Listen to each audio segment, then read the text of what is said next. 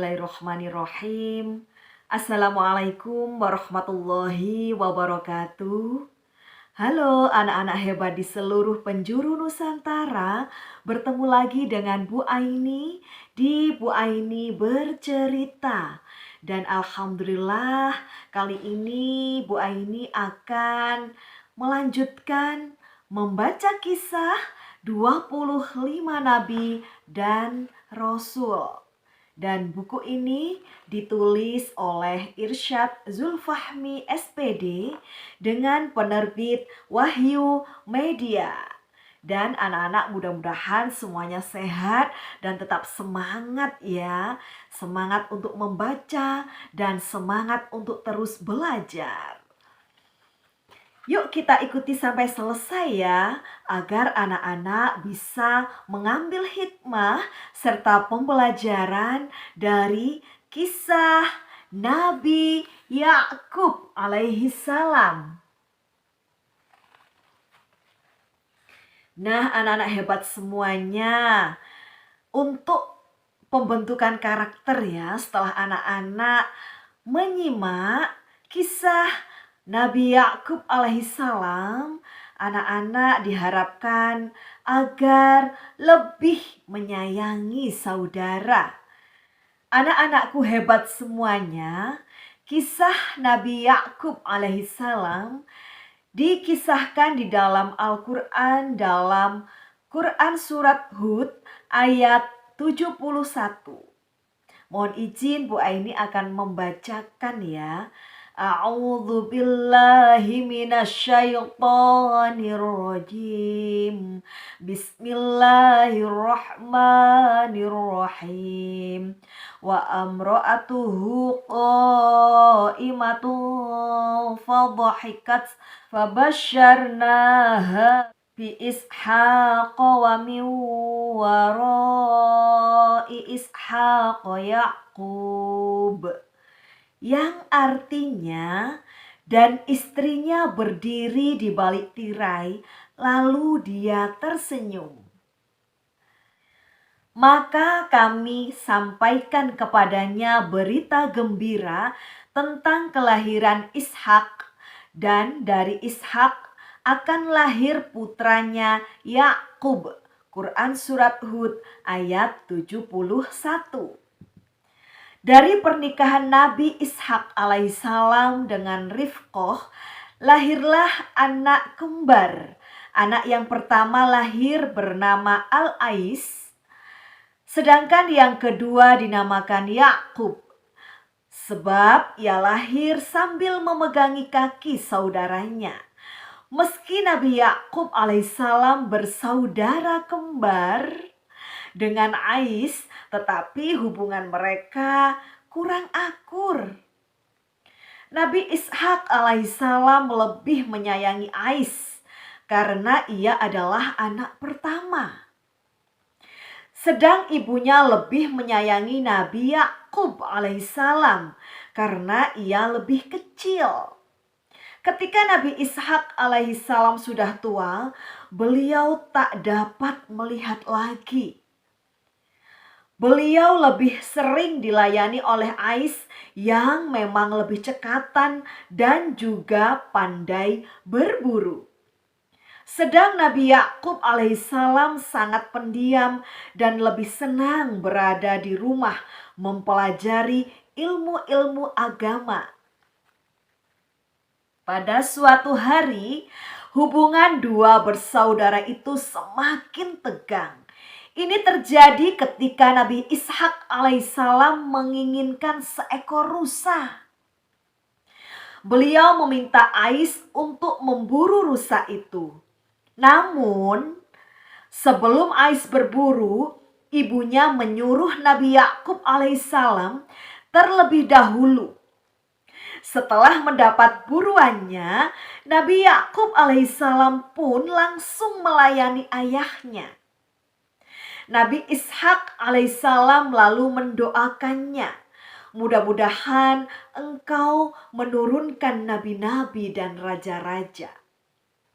Ais yang didahului oleh saudaranya marah besar. Terlebih setelah mengetahui Nabi Yakub alaihissalam didoakan oleh ayahnya. Hal ini mempengaruhi sikap Ais yang menjadi lebih kaku dan dingin terhadap Nabi Yakub alaihissalam. Ais pun sering menyindir Nabi Yakub alaihissalam karena merasa dengki dan iri. Tak jarang Nabi Yakub alaihissalam sampai diancam dan dianiaya. Nabi Yakub alaihissalam pun mendatangi ayahnya untuk mengadukan sikap saudaranya. Berkata Nabi Yakub alaihissalam kepada Nabi Ishak alaihissalam, "Wahai ayahku, berilah nasihat kepadaku. Bagaimana aku menghadapi saudaraku Ais? Ia membenciku, menaruh dendam, dan dengki kepadaku. Ais marah padaku karena ayah mendoakan agar aku memperoleh keturunan yang soleh, rezeki yang melimpah, dan kehidupan yang makmur. Ia bahkan mengancam bahwa anak-anak dari istrinya yang berasal dari suku Kanaan itu akan menjadi saingan berat bagi anak-anakku kelak dalam penghidupan. Tolonglah ayah, berikan aku cara agar dapat mengatasi masalah ini secara damai." Nabi Ishak alaihissalam pun menjawab, "Wahai anakku, aku tidak dapat lagi menengahi urusan kalian berdua. Sebab usiaku sudah tua. Aku khawatir setelah aku wafat, permusuhan di antara kalian berdua makin meruncing. Aku khawatir permusuhan kalian bisa menyebabkan celaka, bahkan kebinasaan di antara kalian berdua. Maka jalan yang terbaik untukmu adalah berhijrah ke Padan Aram. Di sana kau bisa menemui pamanmu yang bernama Laban bin Batu'il." Sesuai nasihat ayahnya, Nabi Yakub alaihissalam pun pergi. Beliau menuju ke tempat pamannya yang ada di Padan Aram, daerah Irak. Dalam perjalanannya Nabi Yakub alaihissalam tidak berani berjalan di siang hari. Beliau takut ditemukan lalu disiksa oleh saudaranya. Beliau hanya berani berjalan di malam hari, sedang di siang harinya ia bersembunyi dan beristirahat. Itulah sebabnya beliau juga dikenal dengan nama Israel, yang berarti berjalan di malam hari. Kelak keturunannya pun dikenal dengan nama Bani Israel. Ketika Nabi Yakub tiba di Padan Aram, beliau bertanya kepada salah satu penduduk mengenai alamat rumah Laban bin Batu'il. Penduduk itu pun berkata sambil jarinya menunjuk ke arah seorang gadis yang cantik jelita. Kebetulan sekali gadis itu bernama Rohil. Ia adalah putrinya Laban yang dapat membawamu kepada ayahnya. Nabi Yakub alaihissalam kemudian pergi menghampiri Rohil. Beliau kemudian memperkenalkan diri kepada Rohil. Nabi Yakub alaihissalam menjelaskan bahwa beliau masih termasuk kerabatnya sendiri. Kemudian Nabi Yakub alaihissalam menjelaskan maksud dan tujuannya datang ke Padan Aram. Rohil menyambut baik penjelasan Nabi Yakub alaihissalam Dipersilakannya Nabi Yakub alaihissalam untuk mengikutinya menuju rumahnya.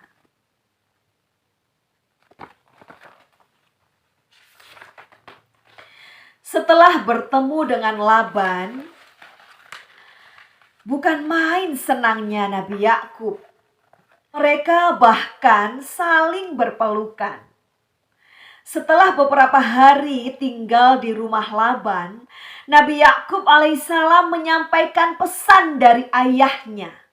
Nabi Ishak alaihissalam berpesan agar mereka berdua menjadi besan dengan menikahkan salah satu putri Laban dengan Nabi Yakub alaihissalam.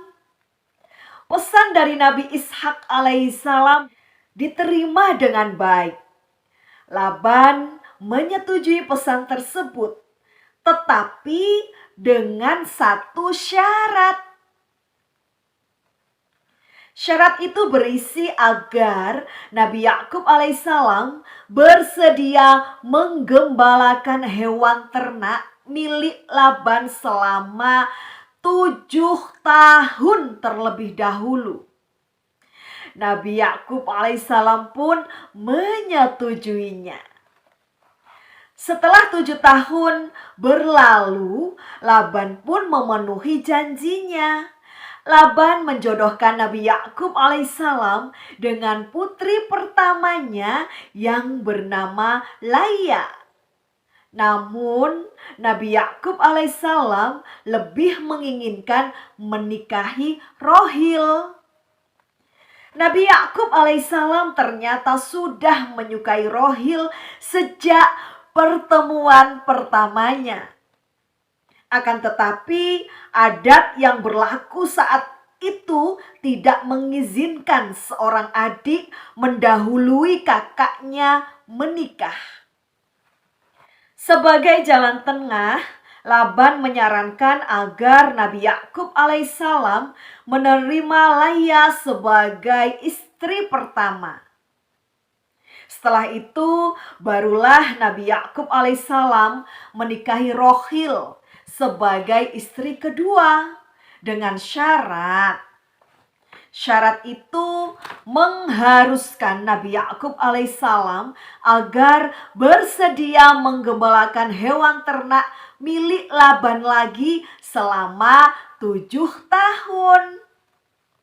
Nabi Yakub alaihissalam begitu menghormati Laban dan merasa berutang budi pada pamannya itu.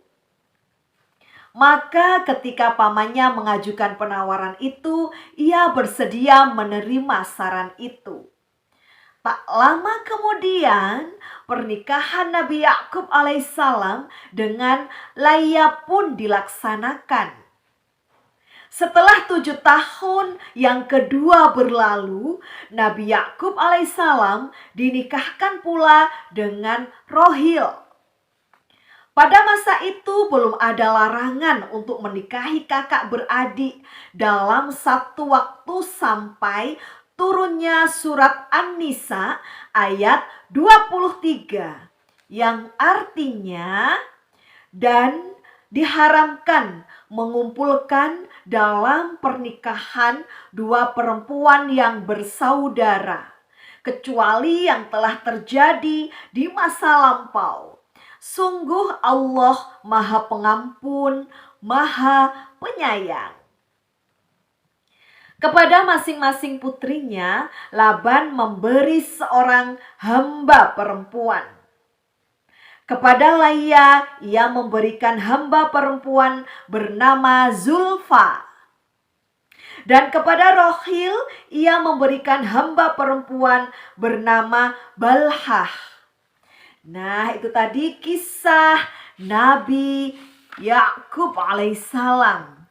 Dan kisah Nabi Yakub alaihissalam terdapat dalam Al-Quran.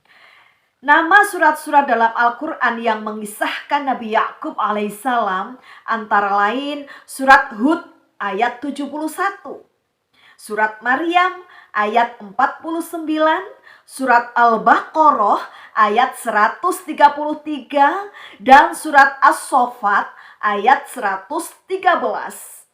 Ketika menjelang ajalnya, Nabi Yakub alaihissalam sempat bertanya kepada anak-anaknya.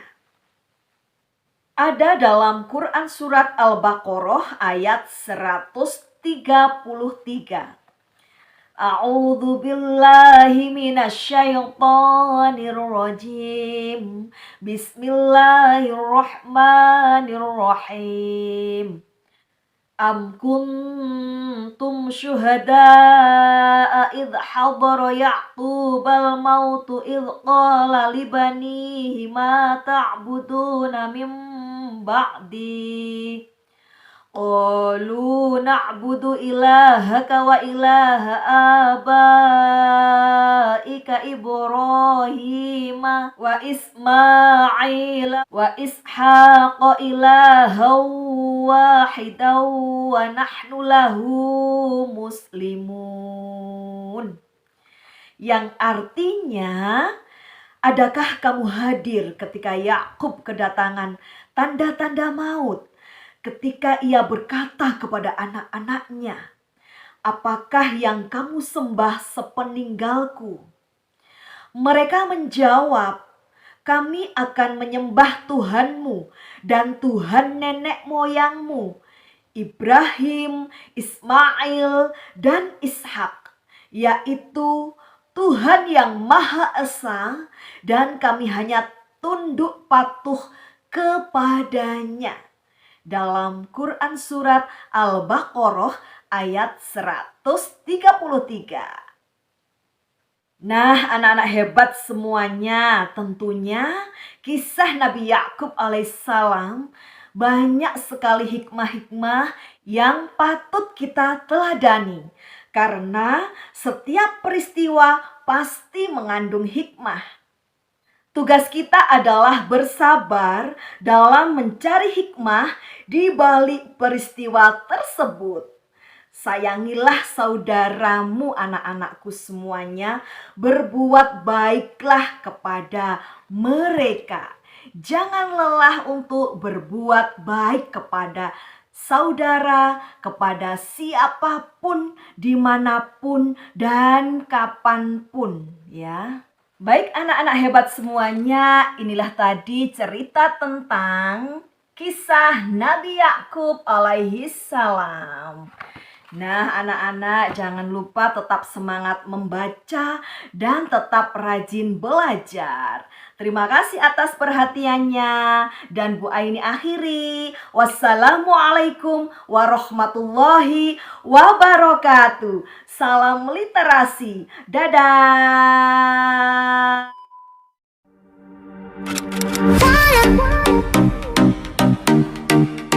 Wanna forget you, and you can't.